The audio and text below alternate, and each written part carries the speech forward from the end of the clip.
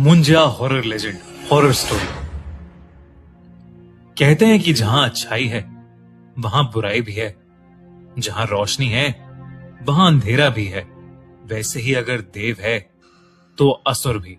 और आज मैं आपके लिए एक ऐसी खौफनाक असुर की कहानी लेकर आया हूं जिसे मुंजा कहते हैं।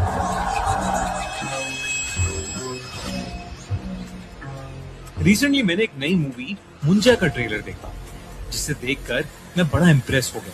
पहले तो मुझे लगा ये कोई फिक्शनल कैरेक्टर है, लेकिन जब मैंने मुंजा के बारे में रिसर्च की तो मुझे पता लगा कि वो कितना भयानक है।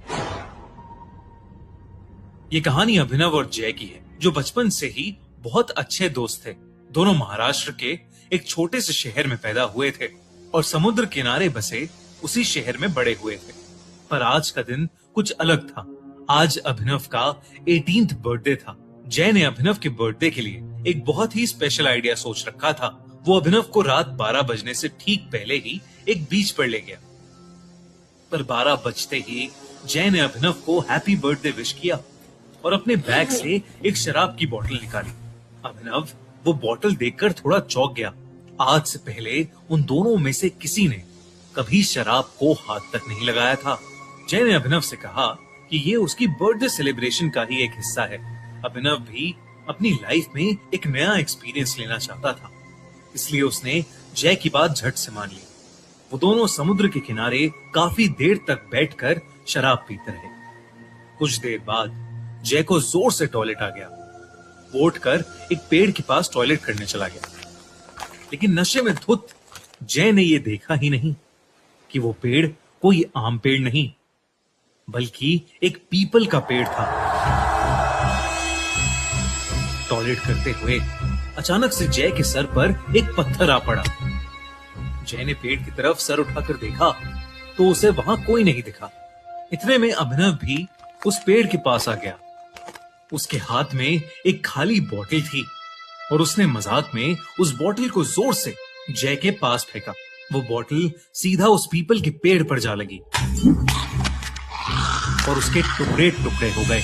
और उस बोतल के पेड़ पर लगते ही एक अजीब सी आवाज आई। ऐसी आवाज जैसे कोई जानवर गुस्से में गुर्रा रहा हो। 1 मिनट के लिए अभिनव और जय दोनों ही शांत हो गए, लेकिन कुछ ही पलों बाद वो आवाज आना बंद हो गई। तभी अचानक से जय ने नीचे पड़े टूटे हुए कांच के टुकड़ों में से एक पीस उठाया और उस पेड़ के तने पर कांच के टुकड़े से अपने और अभिनव के नाम के फर्स्ट लेटर्स लिख दिए, AJ। जय ने पेड़ पर उस कांच को खरोचते हुए कहा, अभिनव, अब ये दिन हमें हमेशा याद रहेगा। उसके इतना बोलते ही उस पीपल के पेड़ की डालियां जोर जोर से हिलने लगी और कुछ ही सेकेंड्स में एक बड़ी सी टहनी सीधा आकर जय के सर पर गिरी और जय वहीं बेहोश हो गया। ये देखकर अभिनव का नशा मानो 1 सेकंड में चूर हो गया। वो जल्दी से जय के पास गया और उसे होश में लाने की कोशिश करने लगा। तभी अभिनव को अपने पीछे से एक आवाज आई, मानो पेड़ से कुछ नीचे गिरा। अभिनव ने जैसे ही पीछे मुड़कर देखा, उसके पैरों तले जमीन खिसक गई। उसके ठीक पीछे एक काली सी परछाई थी, जिसकी 2 नीली आंखें अंधेरे में चमक रही थीं। अभिनव को अपनी नजरों पर विश्वास ही नहीं हो रहा था। अभिनव को लगा कि जो भी उसके पीछे है वो कोई ना कोई सुपर नेचुरल क्रीचर है। वो जैसे ही उस जीव से दूर जाने के लिए भागा, उस जीव ने उस पर हमला कर दिया। उसके बड़े बड़े नाखून अभिनव की पीठ में घुस गए, लेकिन चीखता हुआ अभिनव जैसे तैसे उस जीव की पकड़ से छूटा और वहां से दूर भाग गया। दूर जाकर अभिनव ने देखा कि वो जीव एक काली परछाई में बदल गया है और वो बेहोश पड़े जय के मुंह के अंदर घुस गया। और तभी अचानक जय अपनी बेहोशी से उठ खड़ा हुआ। अभिनव दूर से उसका नाम बार बार पुकार रहा था, पर जय मानो सुन्न होकर एक ही जगह पर खड़ा था। उसकी आंखें पूरी तरह से नीली पड़ चुकी थीं और वो बस वहां एक पुतले की तरह खड़ा था। तभी अचानक से जय जमीन की तरफ झुका और उसने वहां पर पड़े टूटे हुए कांच का एक टुकड़ा उठा लिया और अपनी शर्ट फाड़कर अपनी छाती पर उसी कांच के टुकड़े से वो AJ लिखने लगा, ठीक वैसे ही जैसे उसने उस पीपल के पेड़ पर लिखा था। ये सब देखकर अभिनव की रूह कांप गई थी। सुबह के 5 बज चुके थे और समुद्र के ऊपर से अब सूरज उगता दिखने लगा था। जय के ऊपर जैसे ही सूरज की रोशनी गई, जय अचानक से होश में आ गया। ऐसा लग रहा था कि जैसे उसे अपने साथ हुई कोई भी चीज याद नहीं थी और वो अपने सीने पर बने घाव को देखकर बहुत ज्यादा घबरा गया था। उसके बाद वो दोनों चुपचाप अपने घर चले गए। उस दिन शाम होते ही जय की तबीयत खराब होने लगी। जय अपने बिस्तर पर लेट तो गया, पर उसे बिल्कुल भी नींद नहीं आ रही थी। उसके दिमाग से उस जीव की शक्ल निकल ही नहीं रही थी। तभी जय को अपने कमरे से किसी के गुर्राने की आवाज आने लगी। आवाज ठीक वैसे ही थी जैसी उन्हें कल उस पेड़ के पास से आ रही थी। जय इतना घबरा गया कि उसने डर के मारे अपनी आंखें बंद कर ली और चादर को अपने मुंह पर चढ़ा लिया। कुछ ही पलों बाद वो आवाज आना बंद हो गई और कमरे में एक सन्नाटा हो गया। जय का डर थोड़ा कम हुआ तो उसने अपने चेहरे से उस चादर को हटा लिया, लेकिन जैसे ही चादर को हटाकर जय ने अपनी आंखें खोली तो उसके दिल की धड़कनें लगभग रुक ही गईं। उसके कमरे की छत पर वही जीव बैठा था, लेकिन इस बार उसका खौफनाक चेहरा साफ साफ दिख रहा था। वो जीव एक भयानक राक्षस की तरह दिख रहा था।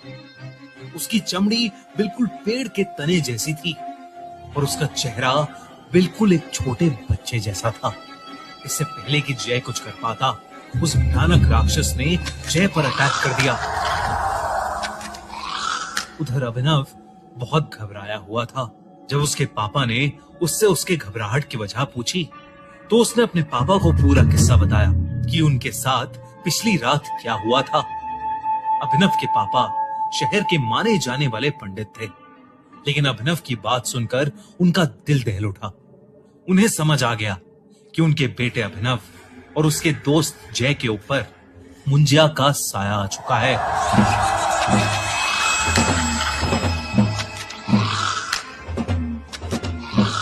उन्होंने बताया कि मुंजिया एक ऐसा असुर है जो एक बार पीछे पड़ जाए तो पीढ़ियों तक पीछा नहीं छोड़ता। जब कोई बच्चा अपने मुंडन के 10 से 14 दिन के बीच किसी वजह से मर जाता है तो उसकी आत्मा मुंजा बन जाती है। मुंजा एक गुस्से से भरे बच्चे की तरह होता है और पीपल के पेड़ पर रहता है, और अगर कोई उस पीपल के पेड़ से छेड़खानी करे तो वो उस इंसान के पीछे पड़ जाता है। उन्होंने उसी वक्त अभिनव और जय को लेकर उस पेड़ के पास जाने का डिसीजन लिया। रात को अभिनव और उसके पापा जय के घर पहुंचे, पर वहां जो उन्हें दिखा उस पर किसी को विश्वास ही नहीं हुआ। जय की अपने बिस्तर में ही मौत हो चुकी थी।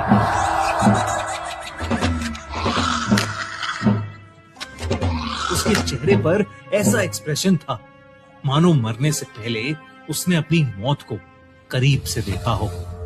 अभिनव के पिता ये देखकर चिंता में आ गए। वो अभिनव को लेकर फौरन उस पीपल के पेड़ के पास पहुंचे और अभिनव के पिता ने उसी समय उस पेड़ के सामने एक छोटी सी पूजा करके उस मुंजा से हाथ जोड़कर माफी मांगी। वो कई घंटों तक पूजा करते रहे और उस मुंजा से माफी मांगते रहे। जैसे ही सूर्य उदय हुआ वो दोनों अपने घर वापस आ गए।